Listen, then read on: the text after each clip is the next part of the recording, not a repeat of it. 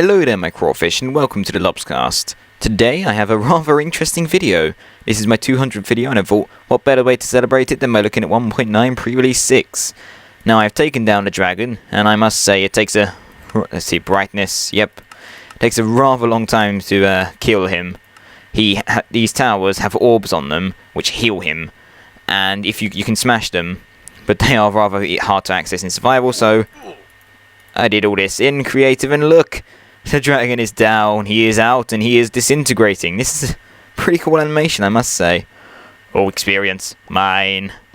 I want your experience. And when he's killed, it would appear that he spawns some form of exit. What's that floating off in the distance? I have no idea. But yes, he spawns an exit where he dies. On the ground, at least. Just collect a bit of this experience, and off we go. Oh, there we go.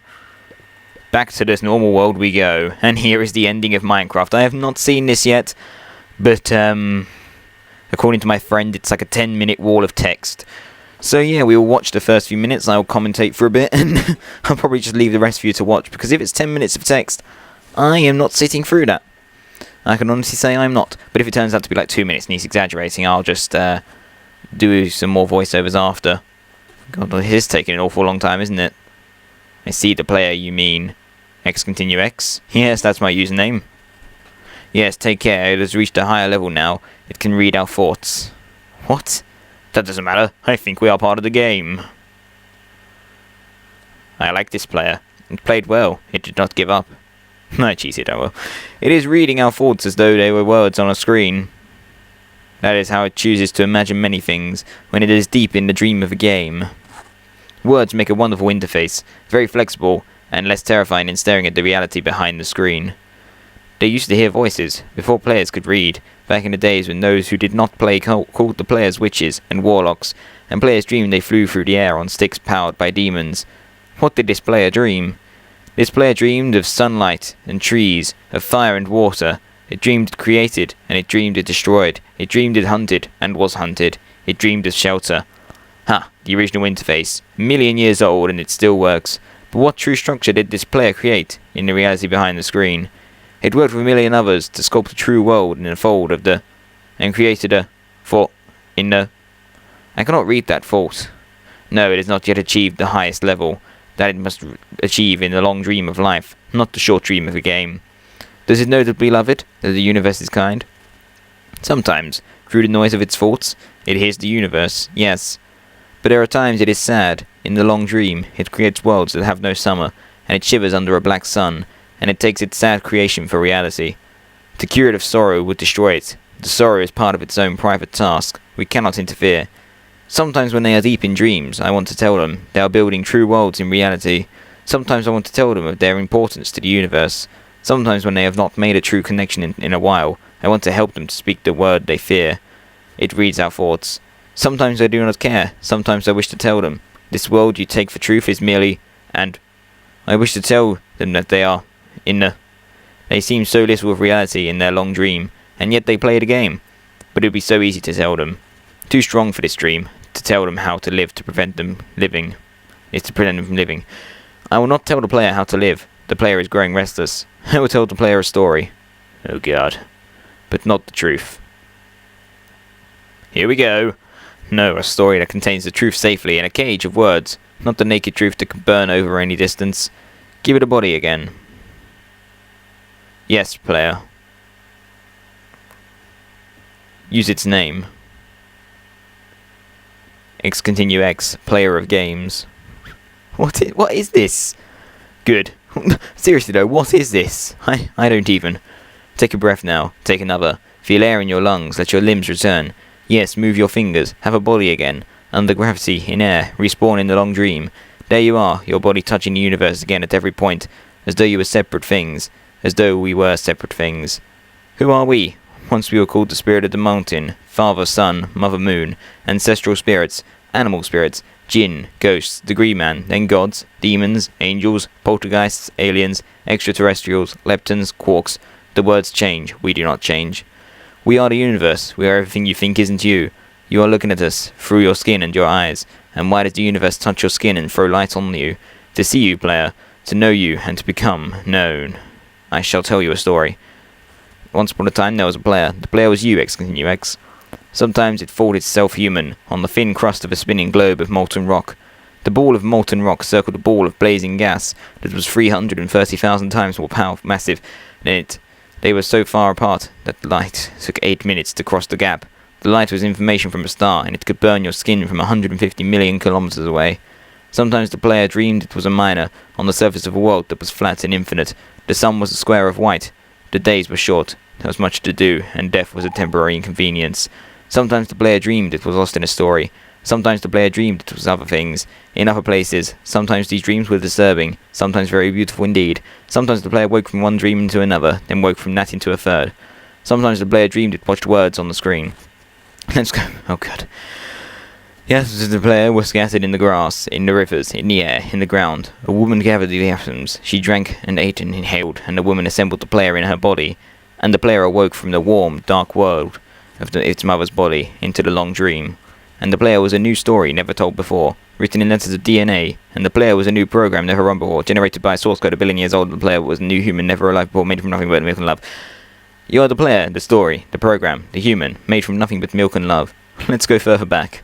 The 7 billion atoms of the player's body were created, long before this game, in the heart of a star. So the player too is information from a star, and the player moves through a story, which is a forest of information, planted by a man called Julian, a frag world created by a man called Mux, and exists inside world created by a player. Shush, sometimes the player created a small private world that was soft and warm and simple, sometimes hard and cold and complicated, sometimes put in a model of the universe and head flecks of energy moving through, sometimes called those flecks electrons and protons, sometimes called them planets and stars. Sorry, I just have to do this so I can read it before it goes off screen. Sometimes it believed it was in a universe that was made of energy, that was made of offs and ons, zeros and ones, lines of code. Sometimes it believed it was playing a game, sometimes it believed it was reading the words on a screen. You are the player reading words. Shush, sometimes the player reads lines of code on a screen, decoded them into words, decoded words into meaning, decoded meaning into feelings, emotions, theories, ideas. And the player started to breathe, faster and deeper, and realized it was alive. It was alive. Thousands of deaths had not been real. The player was alive. You are alive. And sometimes the player believed the universe had spoken to it through the sunlight that came through the shuffling leaves of the summer trees. And sometimes the player believed the universe had spoken to it through the light that fell from the crisp night sky of winter, where a fleck of light in the corner of the player's eye might be a star a million times as massive as the sun, boiling its planets to plasma in order to be visible for a moment to the player, walking home at the far side of the universe, suddenly smelling food, almost at the familiar door, about to dream again.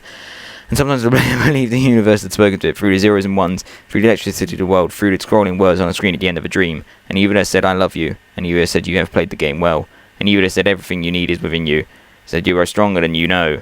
The universe said you are the daylight, and the universe said you are the night. Said the darkness you find is within you. Said the light you seek is within you. Said the universe said you are not alone, and said you are not separate from every other thing. Said you are the universe tasting itself, talking to itself, reading its own code. The universe said I love you because you are love. And the game was over, and the player woke from the dream, and the player began a new dream. And the player dreamed again, dreamed better, and the player was the universe, and the player was love. You are the player. Wake up. Wake up, goddamn you! Wake up already! Oh my god, wake up! You need to wake up, good sir. I'm not going to tell you any more text until you wake up, good sir. Oh, hopefully that's the end of that long text. That was very insightful, I must say, but very long-winded, I must say. Yes, let's see what happens. I don't know what happens after this. Oh, Minecraft credits. Hopefully this won't be too long. Created by Marcus Persson. We all know that. Game design, programming, graphics, Marcus Persson. Jens Bergensten. Music and sound, Daniel Rosenfeld, otherwise known as C418. In-game artwork and paintings, Christopher Zetterstrand. Endgame narrative, Julian Gog, I don't know. Website development, Tobias Molstam, Daniel Frisk, Leonard Axelson, Jens Bergensten, Marcus Persson. Logo and promotional artwork, Marcus Toivonen. Business and administration, Carl Manner, Daniel Kaplan. And the list goes on and on and on. Director of Fun, Lydia Winters. Come on. Number crunching and statistics, Patrick Guda. Come on. End already. Additional programming, Paul Spooner. Scavelus, Hippopotamus. Technologies used, Java by Oracle. LWJGL by many talented people. 3D sound system by Paul Lamb. Jorbis by Jcraft. Or Jorbis by Jcraft, whatever. Anything else? Anything else you want to tell us, Minecraft? Before you give my voice a rest? Maybe? No? Yes. 20 years from now, you will be more disappointed by the things that you didn't know than by the ones you did do. So throw off the bowliness, sail away from the safe harbour, catch the trade winds in your sails, explore, dream, discover. Mark Twain. Whoever the hell he is. I think that's the end. The end of Minecraft. Well, I say. What a long-winded end. Anything else you wish to say? No, you're just going to go black screen. There we go. Leaving the end, building terrain. Oh, so we're going back to the real world. Wonderful. That's lovely. I wonder if every time you go into the end that happens. Maybe not. Let's just go back to the end and see what happens. Another dragon and you have to go through all that just to get back to the real world. Nope, just going to delete the world. Back to reality. Oh. Nowhere near the end portal, back at spawn. Well, that's just swell, isn't it? Just swell. Well, thank you very much for watching, if you are still watching. I'd be very surprised if you are, but, yes, I'll see you next time. This has been the end of Minecraft as we know it.